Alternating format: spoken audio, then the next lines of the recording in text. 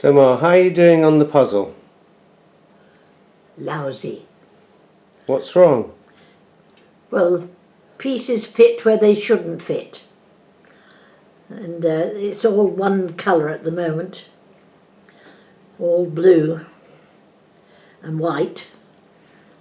But you like doing the sky, don't you? I do. I really enjoy doing the sky. But not this one. Because it just fits where it shouldn't fit. And it's bad. Makes it bad. Difficult. I can't even do the outside. I've done that up and undone it twice already.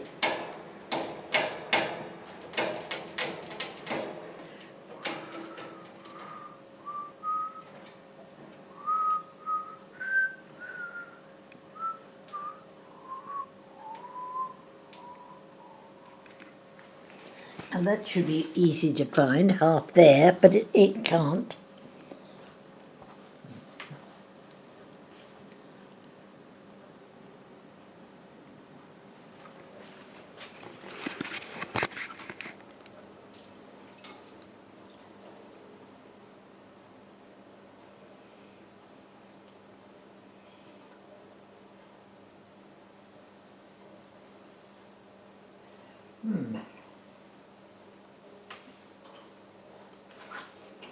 Now,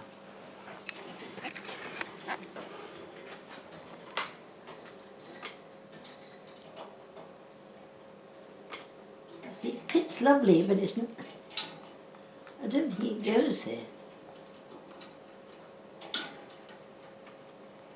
So Ma, I've got a couple of questions to ask you. Yeah. One is, where were you born? Colchester. But I always connect you to the Isle of Wight. How did you get from Colchester to the Isle of Wight? Well, Daddy worked in a shop in Colchester, Stead & Simpson shoe shop, and he was offered the boss, I can't think of the word I want, Manager? manager of one of the inventor on the Isle of Wight. And so we all moved down there, and that was it. How old were you when you moved? Oh, I was very young. I wasn't at school. Jean was just about at school, because I remember sitting outside on the top of the hill there. When we first moved there, we were in a flat in Toss Hill. Spring Hill? Is it Spring Hill, going up from the middle of the town? That's the one with the Swiss cafe in it. Yeah, that's right. Spring Hill. Yeah. Just at the top of that was a big house, and there were flats. We had a flat there for a short while, and just outside that house there was a little niche in the wall with a seat on it, and I used to sit on that seat and wait for Jean to come home from school. So do you have any memories of Colchester? Nothing. Any memories? No, not really. Vaguely, because we used to go there for holidays, because we used to go up and stay with Grandad and Grandma right by the recreation ground. And that was nice. We could just go across the road and we were in this huge recreation ground. And it was nice there anyway, because Grandad had a huge barn in the backyard, and it was because he was a builder, and all the building stuff was in there, and all the machines for cutting things and everything else was in there, and that was interesting. And down by the side of that, I always remember, there was a chicken run, and I used to feed the chickens there.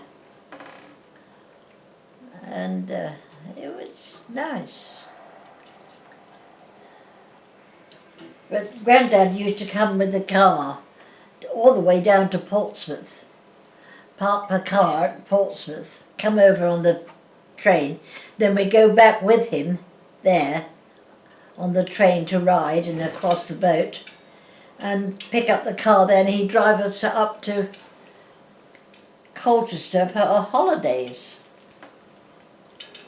It was nice, but it was a long trip.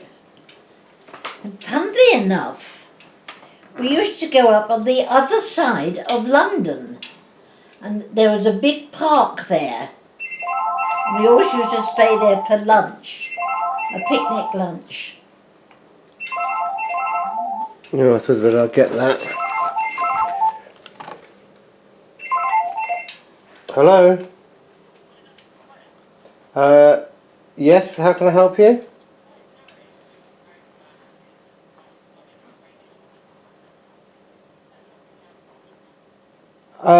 No, we're not interested, thank you.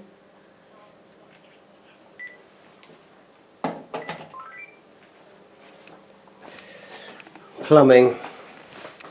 Obviously trying to get some work plumbing. Anyway, Yeah. so after the flat you moved into Clarence Road, was that? That's right. And that's rented, wasn't bought, was it? No, it was rented. I think most people rented in those days. Not only the very posh people bought things in those days. And it wasn't the one you know. We were across the road, opposite there, and we were there when the war started, and we moved out to to St Lawrence when the bombing had started on the Downs and things. We wanted to move out, so we moved out at St Lawrence for a few years in a rented house there. And when we came back to a house in the same road, but across the road from where we were before. That's about it, really. What do you remember of your sister? What's your first memory of your sister? I don't know any first memories. I always didn't get on so well with my sister because my sister was very good. She was a very good little girl, and always obeyed everything. And if she had to be home at 6 o'clock, she'd be home at 6 o'clock on the trot. But me, I got stretched a bit, more often than not. She was a goody-goody and I was the baddie. So it wasn't so good. But what did you do that was so bad? Can you remember anything you did that they thought? Stay out when I shouldn't stay out, and mix with people I shouldn't mix with, and anything, you know. I was one of those. But So what do you remember of school then? not a lot. School, my first school was just round the corner, and that was a little infant school, and then we moved down into an older school in the town, in the town itself, and to get there I had to walk down past a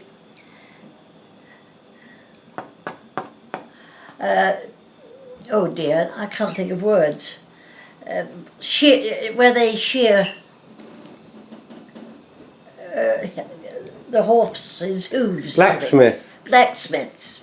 There was a blacksmith there, and I always used to sit there and stand there and watch the blacksmith working on my way to school and my way out of school. I used to love that. You could just, because it was all open at the front. So did you go to school with your sister? Did she take you to school? Can't remember. No, not really. We didn't go together really a lot. She was the goody-goody off with her friends, and I was a baddie-baddie off with all my friends who were disobeying every rule in the book, so afraid I wasn't a very good daughter. So, and you said, I think you told me once about your dad and your dad not being there when you were younger or something. What? Tell me about that. Well, I don't know anything about that because I really was young. I was soon after I was born. He was taken into hospital. He had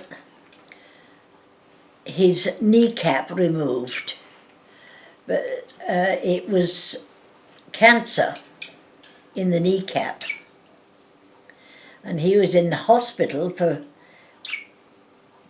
a couple of years, a long time. I think they were trying to treat it, and then eventually they removed the. So he had a shorter leg then. He had to have a thick boot. That was before he went down to the Isle of Wight. That's when I was little. I remember he had a sort of stiff leg. He didn't have a... Oh yes, because the kneecap was removed. If your kneecap is removed, your leg is permanently straight. You can't move your knee. Your knee doesn't work. But you said he played tennis and everything. Yes, with a stiff leg. He played tennis and he swam. He didn't let it hinder him in any way at all. He had a walking stick always. How would you describe your dad? Lovely. Lovely. Why? I got on very well with my dad, and I was always really not very good with my mum. I was more like Dad than anywhere else. And later on, he likes doing crosswords, so I used to do crosswords with him and things like that. And you worked in his shop? Yes, I did for a short while. Tell me about that. Why did you go to work there? Well, I didn't know what else to do when I left school at 13. Just before I was 14, I left school, and I went to work with Dad in the shop. But it wasn't really that great because I didn't really behave well. I could get away with things with being Dad, and.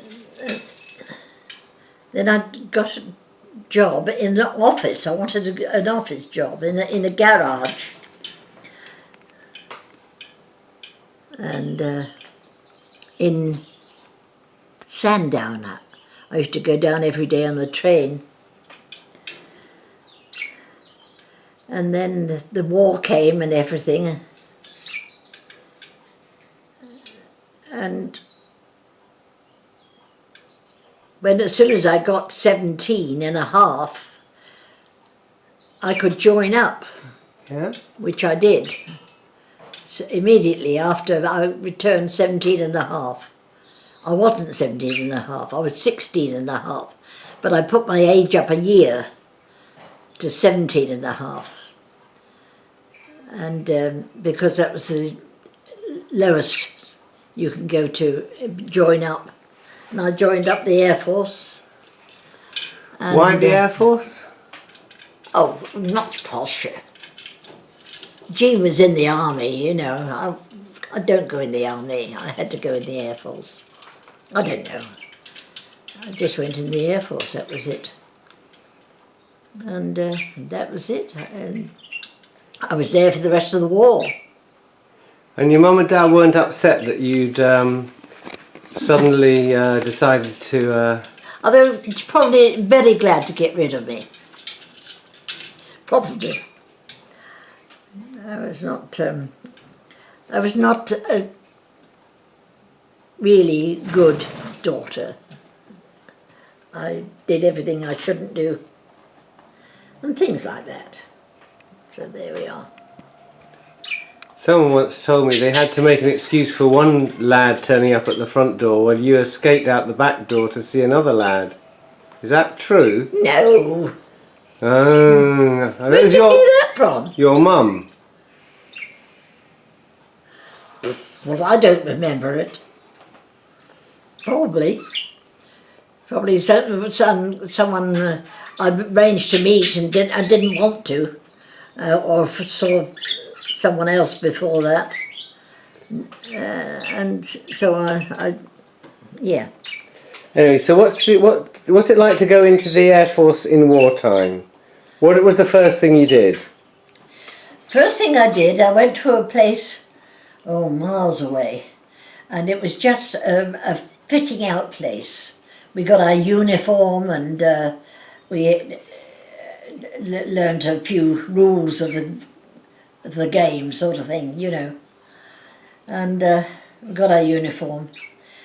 And from there, I was sent to somewhere for training for I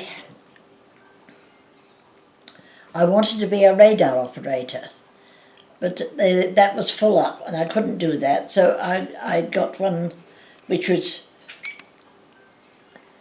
you have sometimes see it on television, a big operations room with a huge table with a map on it and people sitting round with earphones on and with a long stick pushy thing and pushing things like aircraft, where the aircraft were and where they were coming and what have you. We were on the other end of our earphones were radar stations, and they gave us all the information where the aircraft were, and we had to put it on the big maps. And the bosses were on a big sort of balcony along the side, and they were in touch with all the aircraft and they told them where to go and where not to go and everything else. And the Germans are coming up with from the radar station, we put all the information on the table in front of us, a huge big map. You've seen it on television with it, moving the little things.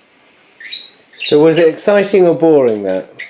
A bit boring, but it was quite interesting. But I quite fancied being on the other end, and I wanted to be at the radar end. And I was on the end of my phone, in the earphones, was Black Gang. Where the radar station was there, you know, and mobile radar station. So I thought could quite fancy that, so I asked if I could be transferred to that, and I got it. And I went. And I remember going there. I had my kit, my big kit bag, full up of everything. And I got down to Portsmouth Harbour. And because I was going to Black Gang and I was due for a 24-hour pass, I said, well, can I have the 24-hour pass on my way to Black Gang, because my parents live in the Isle of Wight. And so they said, oh, fine. So they gave me this pass. So when they looked at my thing and saw I was being transferred to Black Gang, but not for 2 days, at Portsmouth this was, they wouldn't let me get on the boat. And I said, but I've got a pass for a holiday, for 24-hour pass. with my parents, and where they live in St Lawrence. They did then, living in St Lawrence, and they said, "Well, prove it." And I got a letter from my mother, and they said, "Well, look, that'll do. That'll do." It was right at the bottom of my kit bag, and on the Portsmouth docks, I had to empty my kit bag out to get this darn stupid letter to prove that they lived in the Isle of Wight, so I could visit them before I was posted to the Isle of Wight, which I thought was a stupid thing anyway. Anyway, that was it. So I went to Blackgang then, and I was there for quite a long time. Was it hard to learn the radar things? No, not at all. It was like a radar screen, like a television screen, and it was a little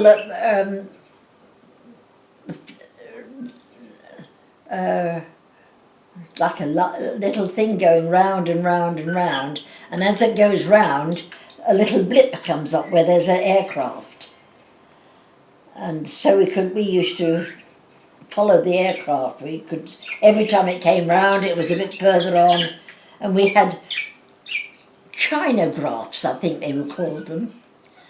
We could write on the screens with them, and we used to track them on the screen, and we put all the information up on the boards so the bosses they could move the air, because they were in contact with the aircraft, and they used to say, well, we should tell where the Germans were coming up, and we used to direct the fighters to go and intercept them before they got to England, and that was quite interesting.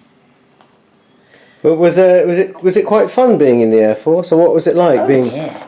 Tell us some of the good bits. Well, there was tons of things. There was always dances on and things, and films and everything else. There was always entertainment and things when you're off duty. And there's lots of people, friends you had. We used to go to the Buddle Inn when I was at Blackgang in the evening, and I even worked in there because the lady who ran it, her husband and the lady who ran it, she had to go into hospital, and so I volunteered with some of the other women to go behind the bars and help serve out behind the bar. I was in digs there. We had we were in a house, just like a boarding house, where we had rooms and things. And we had lots of regulations. One of them was you must never wear your stockings inside out. The thing is, the Air Force stockings were really ugly, but inside out they were much nicer. And I was going out one evening, probably to the pub, I don't know, and the landlady, we had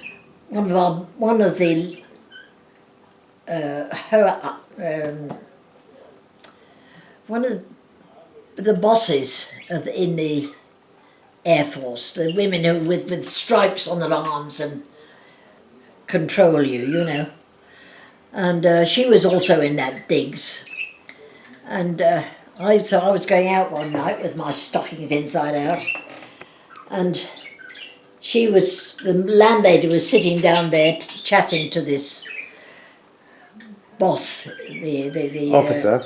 The thing, yeah. And she looked at me and she said, "Oh, look, this girl has got her stockings inside out." I thought, you bitch. And she really was a bitch, that woman. But anyway. Did you have any boyfriends in the Air Force? Oh, of course. tons. And then from there, when that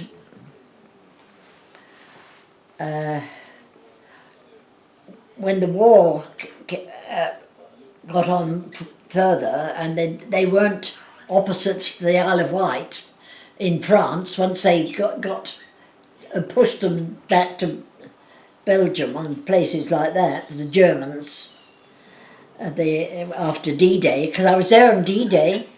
Tell us about And that. D-Day I was on night duty the night before, and I was up all night. We had a huge, big blackboard on the front, and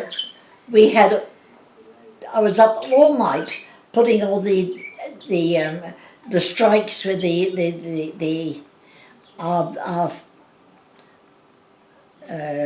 our fighters were going over and softening up the beaches where they were going to go, and that they put all the what's happening on the board. I had to put it all up, and I was up all night putting all the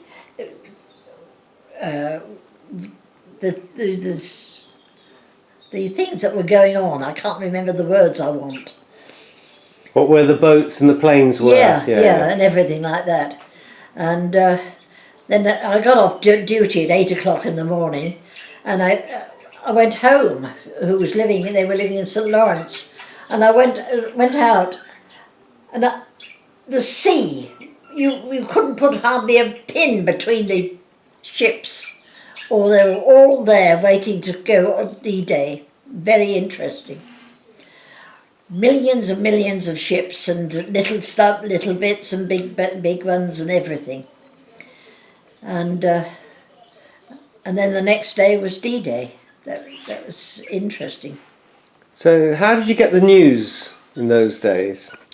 I mean, did you just get it from being in the Air Force? We knew the news really as much as they were on the television. But the television? Yeah. No, not television. No. Must have been radio.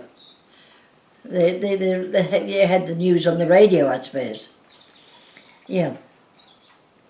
But we had, we more or less had the information before. And of course we saw a lot of what was going on because we had screens. Television screens there. You mean the radar, you mean? Radar screens. Yeah.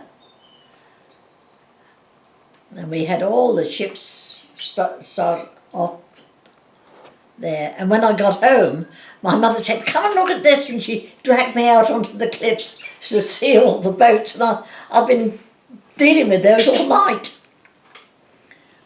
And that was interesting, actually, the D-Day. I saw D-Day on the radar.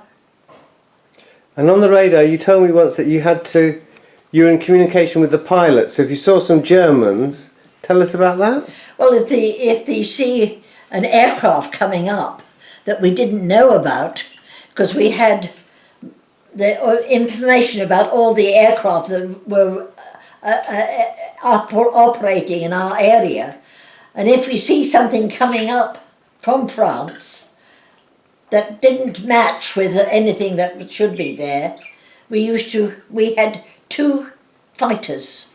First of all, Spitfires, and then after that was Hurricanes under our control. And the bosses there, they were in touch with the aircraft, and they told them where to go to either identify whether it's a German or whether it's like it's a whole huge thing of birds, a flock of birds that looked like an aircraft on the screen. And we did other things. There was an aircraft came down off Le Havre, and the pilot managed to stay aboard. The aircraft floated, and he stayed on a little boat. I think he had a little boat on the thing or something. He hung on to, and we sent an aircraft out to land and pick him up off the sea. And the only ones that did that was a little tiger. I think it's called a tiger something. Or a walrus or a Walrus. Yeah. That was what it was. Walrus. But they're very slow. And of course, they're if you put them anywhere near the Germans, they can knock them down with anything. But you have to take. We took a walrus out to them, and we had 2 fighter aircraft overhead all the times, and we picked up the pilot from Le Havre, and another one we picked up off Cherbourg, because pilots were very valuable. It took years, ages, to train fighter pilots. So they tried to get them back if they could. If they came down, that was it. So you moved to Suffolk. So we were there. Well, we were. No, What about the bombing? There was a bombing in Ventnor, wasn't there? Oh, the bombing was early in Ventnor. What? Tell us about that. But that was when I was living there, and So that's before the Air Force. yes, that was long before then. What do you remember of that? That was very frightening. There was next door to Daddy's shop. There was a wine shop with a big cellar, and they turned that into a place for people to go for bombing, bombing raids. And so I was down there, but it was very frightening because they were the Stukers, the screamers, the aircraft, that awful screamers. They were very. That's more frightening than just bombs coming down, Some of the noise. But that was very early on in the war. But we had hit and runs. They weren't after that. That was a raid. They tried to get the radar station up on the top of the downs, but they didn't. After that, the bombing raids were really hit and runs. They're more like frightening ones, They just come in very low under the sea, on the sea over. In fact, they come in so low on the sea, they often set some spray behind them, the aircraft. Why do they fly so low? But no, we didn't fly there. The Germans did. Why? Because the radar beams go down like that, but there's a little bit underneath where we couldn't get down to. The beams didn't actually go right down to the sea, and so they could sneak under the radar beams. They knew that then, did they? Oh yeah.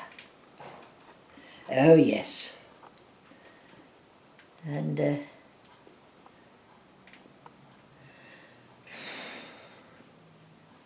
So you moved to Suffolk? no, first of all, I moved to a place we go down on the coast down here. Hastings, Folkestone, No, the other one.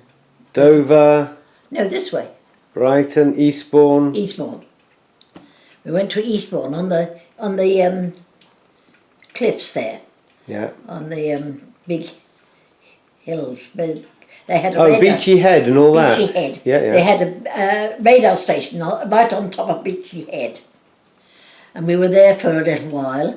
But then, of course, as the whole thing in Europe moved along, we moved along too, and we went from there to Hastings, and then from Hastings we went up to the east coast, up halfway up the east coast. I can't remember the name of the area now. Suffolk Coast.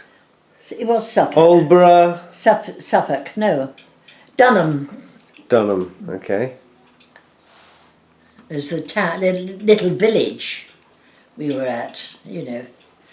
And we were there when the war ended. In fact, we were in a big house. They'd taken this big house, huge big house with grounds. And at the end of our garden, there was a huge big field. And at that time, they just brought it back, all the fighters, the army from North Africa. And they were all in tents there in the field next to the house where we were. So when the war ended, they built a huge bonfire between them and us, and everybody celebrated with the army and the Air Force, just celebrated. That was quite something. I mean, did you feel it was? What did you feel like when? I mean, how did they announce it? How did you find out? I don't know. But I have no idea. Can't remember. When they really finished. Yeah. When you could actually hug. I suppose it was on the radio and things. You just heard it on the radio. I suppose. I don't know. What was the general feeling then? Oh, relief! For God's sakes! After all 5 years of war, no, yes, everybody was very relieved. The war was over, and we weren't wanted anymore. Radar was useless anymore. We didn't want that, so we were transferred to on a big near aerodrome by just outside. Oh golly, in the middle of England. I can't remember the name of the place, isn't it stupid? But and when we were there, we were taken all our. They didn't know what to do with us really, with all these people. And so they wanted to make us, give us something to do.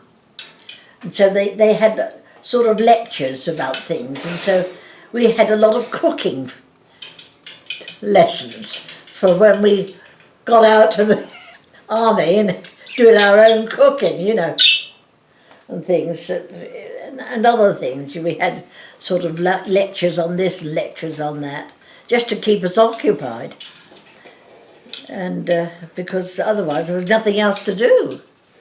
So did you meet any Americans when you were in the Air Force? Oh yes, we had a huge aircraft place just north of us, about 10 or 12 miles north of our place in the eastern England, in Dunham.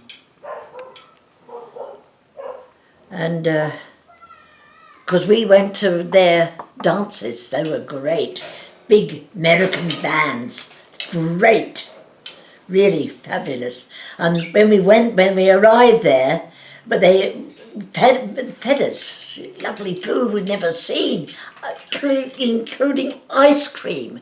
We'd never had ice cream all through the war. But when we went there we had ice cream, which was great. We really liked that. That was really great. And there was like big dances in the huge hangars, and great American bands going. It's great. So it was quite nice. And that was before we were moved to Nottingham, near Nottingham, just outside Nottingham. But I was not there very long before, of course that was the really thing where they took your uniform away and gave you some, I don't know What did we have? I don't know. I can't remember. Or did we get clothes from home? I can't remember. Isn't that terrible? You must have had some of your own clothes. You didn't wear your uniform 24 hours a day, did you? Yes. Did you? Usually. Oh, okay. Maybe we did have it. So that's what do they call it? Demobbed. You were demobbed. Demobbed there, yes. And I went home. But I liked being away. I liked being, in all that lot. And it was a bit dead dull after that, really. But there we are. That's a lot. That's it for now? That's your lot. Okay. And also I want to pick this bloody bird who's...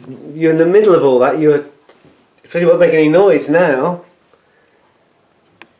You were making all sorts of noise, weren't you? Eh? Sweetie buddy. Eh? Oi. Hello, my darling. What are you making so much noise for? Quiet as he was swinging on that bloody trapeze.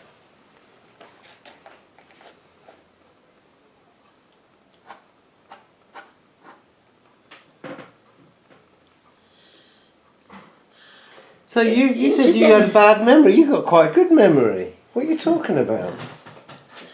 Just when I was at Ventnor, Yeah. up on the downs there, we had a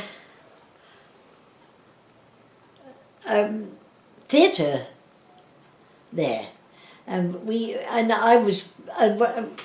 put on plays and things. Sort of amateur dramatics. Amateur dramatics, yeah. Well, in the Air Force, they're all Air Force people, were they? Yes, yeah. And who did you perform for? The town or just each other? Oh, just for each other, just for the town, just for the thing. That was in Ventnor. Can you remember your first part? Yes, an old woman. I remember an old woman. I can't remember what she was. But So is that the it thing was that got... probably an Irish play, because the bloke who was in charge of it was very Irish. And he liked Irish plays. We did a lot of Irish plays. So was that the thing that got you started? Probably. Yeah. You enjoyed doing it? But then afterwards, what do you do? In those days, I didn't know what to do, you know, and I was in the Isle of Wight. What, you know, how can you go from the Isle of Wight to anything else? I couldn't go to drama school. I mean, you cost money and things, you know. We didn't have that. So. But some of the people I was in drama school in the Isle of Wight, when I was in the theatre, in the Air Force there, when we used to put stuff in there, they came back to the Isle of Wight and started a little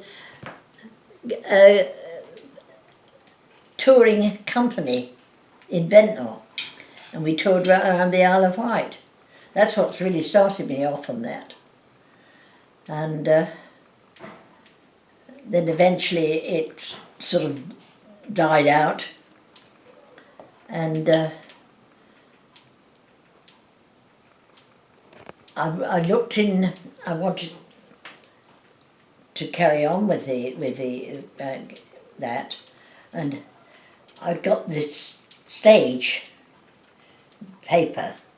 It used to come out every Thursday, or I think about the month, I think, and.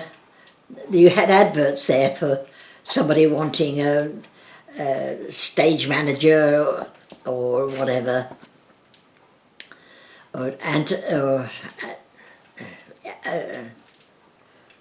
assistant stage manager. Thank you, assistant. I couldn't think of that word. Assistant stage manager thing. So I applied for assistant stage manager to play small parts, and that was up in Morecambe.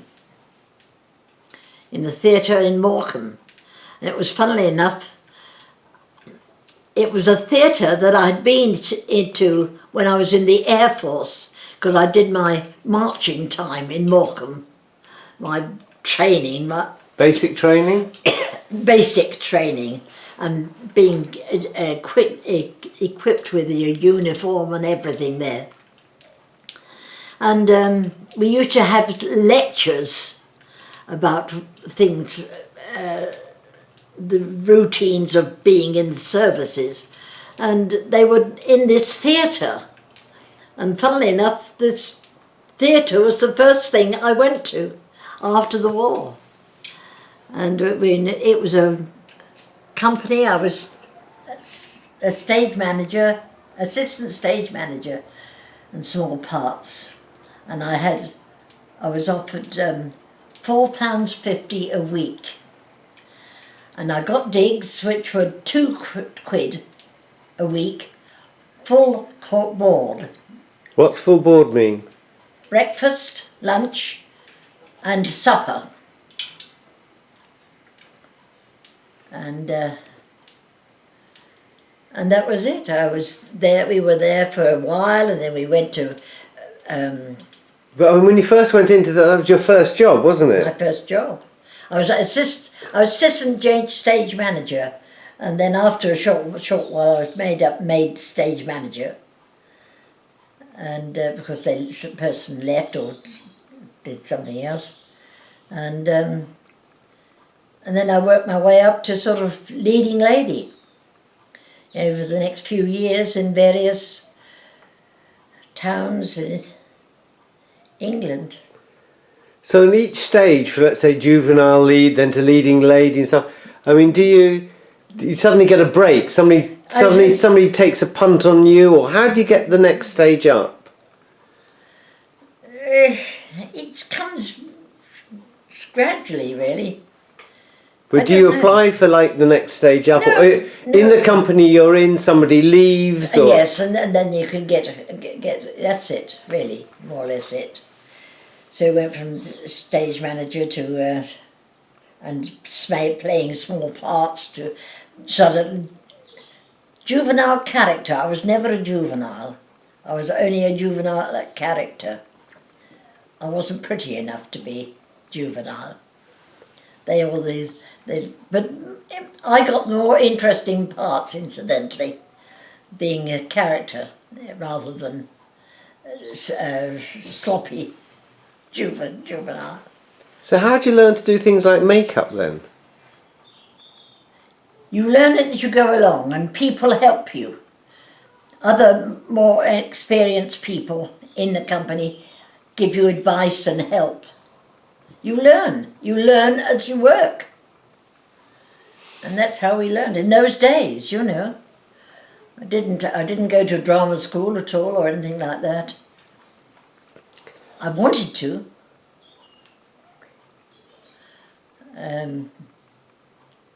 One of our players in the Isle of Wight, he left to go to drama school, and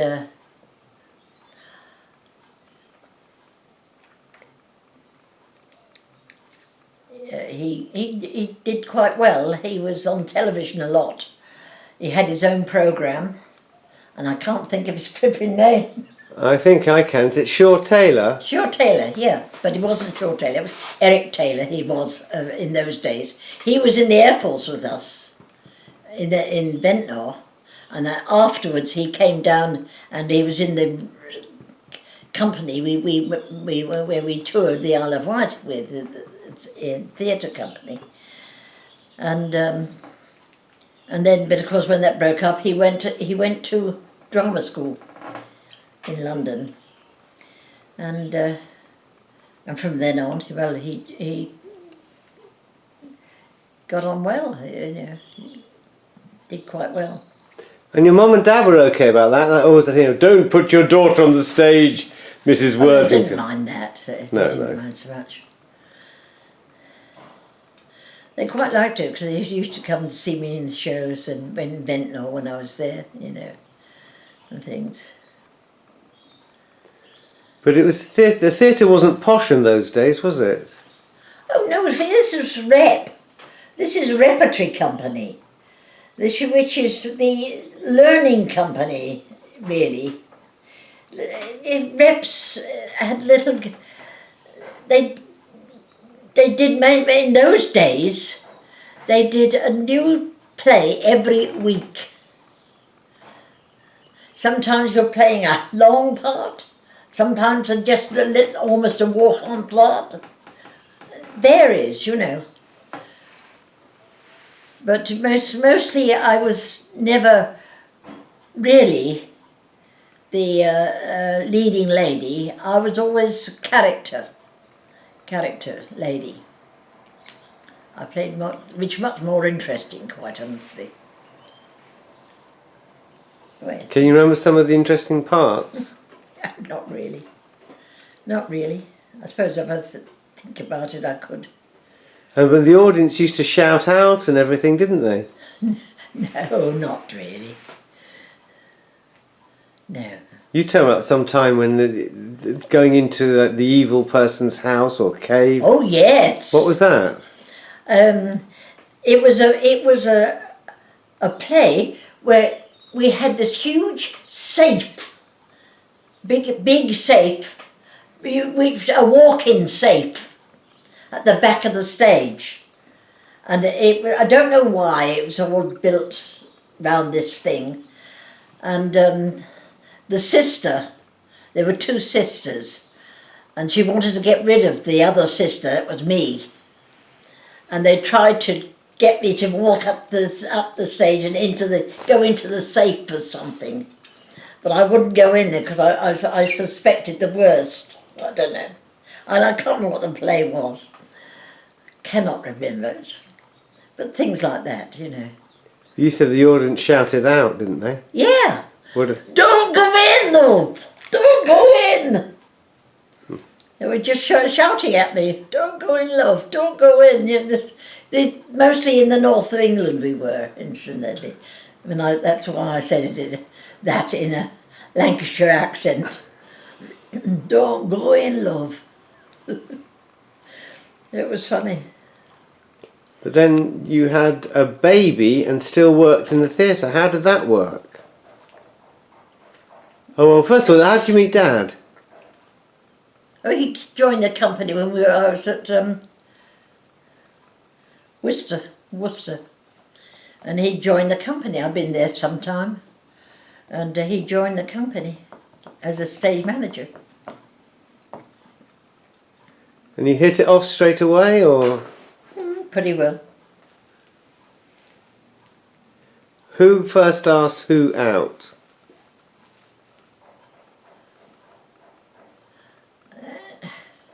I don't think it was so sort of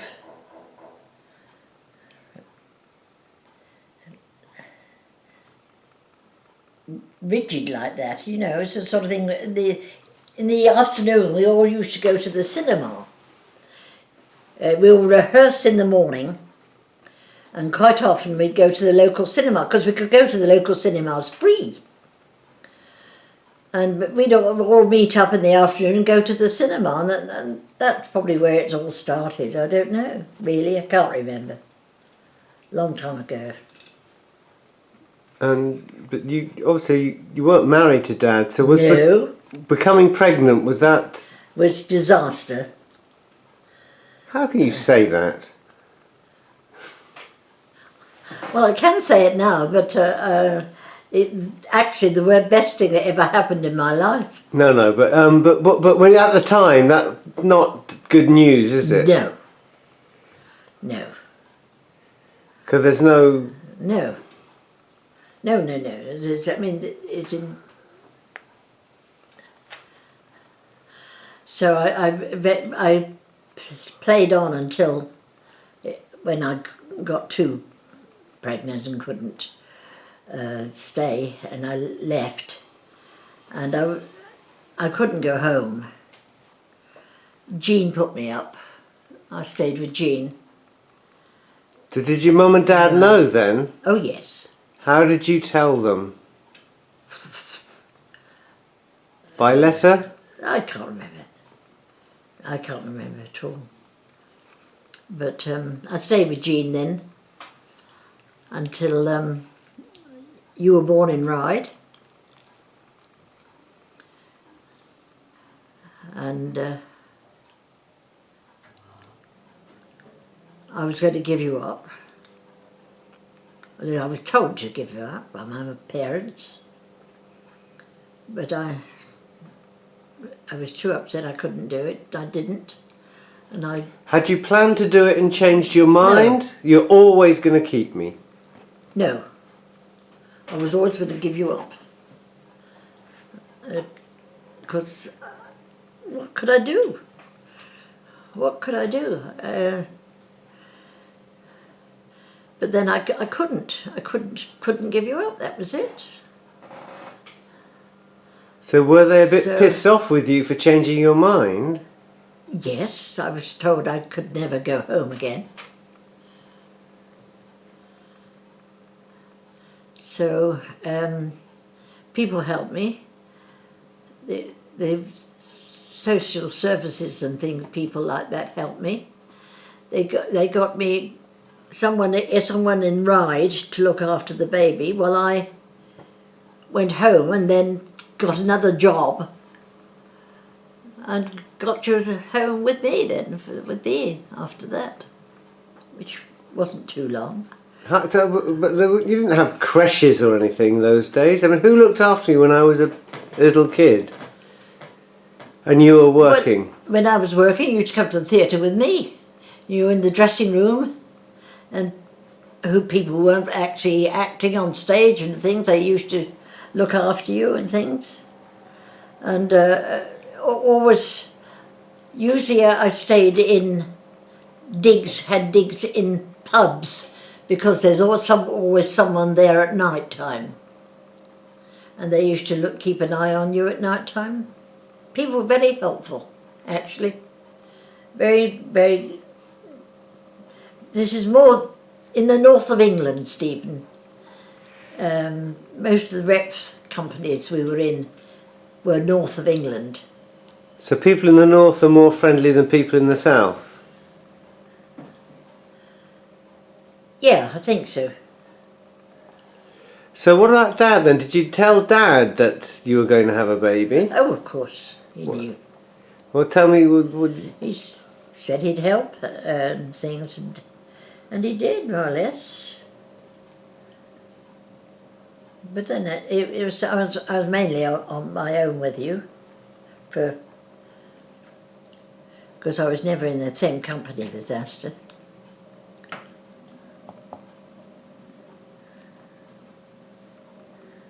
And life went on.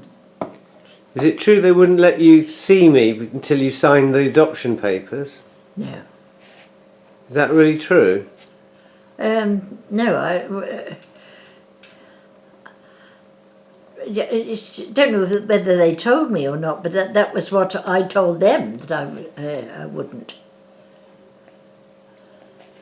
see you at all when you were born. I didn't see you for 2 days. So how did you know you wanted to keep me then? Nothing to do with you. It's just me. I couldn't part with you. Not the looks of you or anything like that. It's nothing like that. It's just pure need. Was the birth easy? Hmm? Was the birth easy? No, it was bloody hard. I can tell you that. Didn't realise it was so hard. But there you are. I think we've got enough, Stephen. Okay.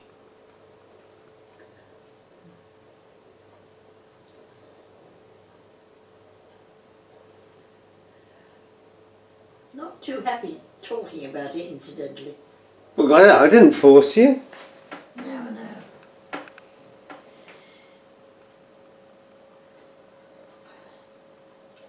No, that doesn't go in there. What the hell does go in there?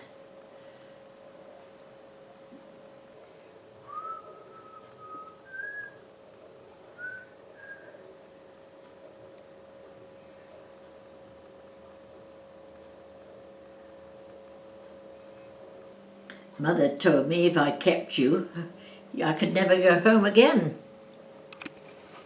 Yeah, but they ended up looking after me when you're in the theatre. So what changed their mind then? I suppose they just changed it because they because I did kept you and looked after you, and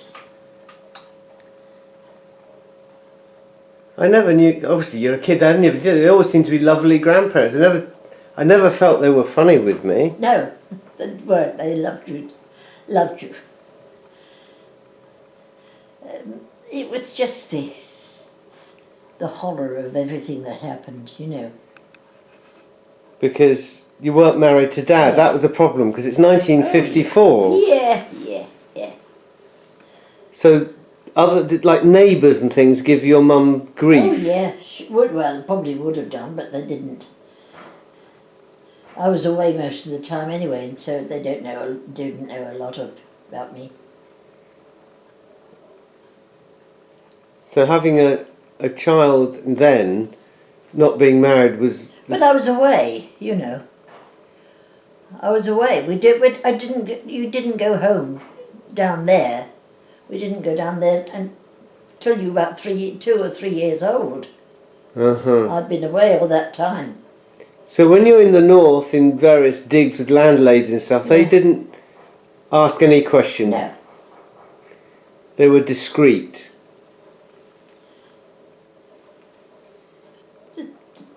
Didn't enter the minds of people. I don't think. I don't know. But if you weren't working in the same company as Dad, you were like Doesn't matter. a single mum then, weren't you? Wasn't More or less. Wasn't that a bit weird? Not necessarily. I don't know. Can't tell you what people were thinking. But they never gave you a hard time. No, never.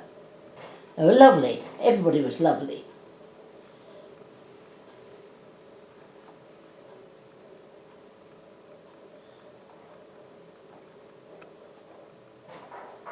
And I still can't do this puzzle.